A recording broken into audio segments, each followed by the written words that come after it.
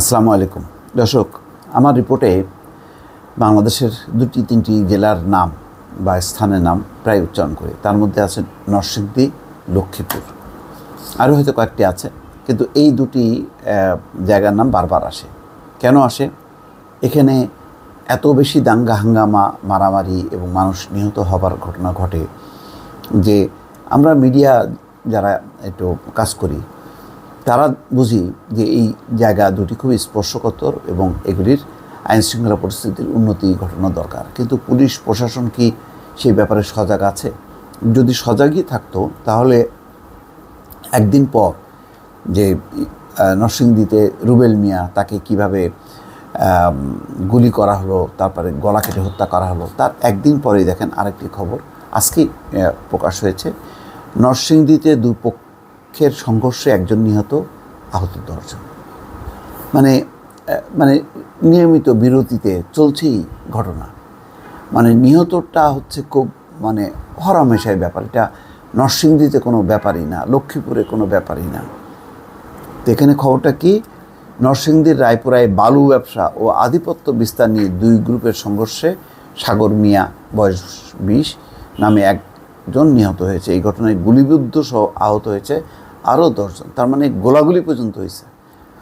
বুধবার সকালে রায়পুরা উপজেলার চরাঞ্চল নীলক্ষা ইউনিয়নের বীরগাঁও সোনাকান্দি এলাকায় এই ঘটে। আর চরাঞ্চল তো মাশাআল্লাহ, টেটা যুদ্ধ, বল্লম যুদ্ধ, কত রকমের যে যুদ্ধ আছে সব চলে, অবাধে চলে।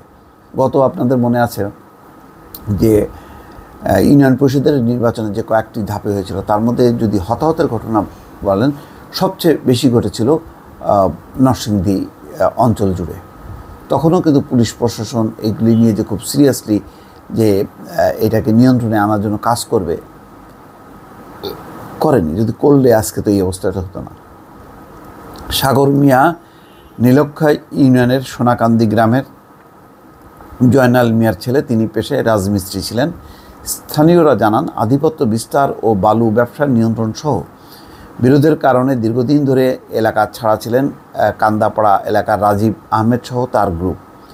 বুধবার ভোরে দেশীয় অস্ত্রশস্ত্রে সজ্জিত হয়ে এলাকা দখলের জন্য বীরগাঁও, সোনাকান্দি, আমিরাবাদ সহ ইউনিয়নের বিভিন্ন স্থানে হামলা চালায় রাজীব গ্রুপ। এ সময় প্রতিরোধ গড়ে তুলতে গেলে বীরগাঁও এলাকার আনোয়ার গ্রুপের সঙ্গে সংঘর্ষ বাধে।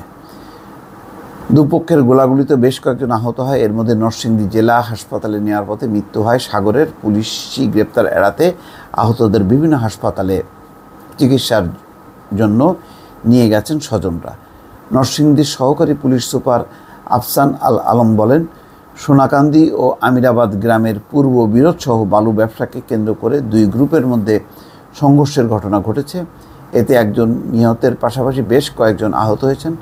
পরিস্থিতি স্বাভাবিক রাখতে এলাকায় অতিরিক্ত পুলিশ মোতায়েন করেছে। এই হচ্ছে পরিস্থিতি। দর্শক, কী আর বলবো, নিয়মিত বিরতিতে হচ্ছেই এবং এই দুঃখজনক খবরগুলো আপনাদের সামনে পরিবেশন করতে হচ্ছে, তাও যদি প্রশাসনের টনক নড়ে। দর্শক, ভালো থাকবেন। আল্লাহ হাফেজ।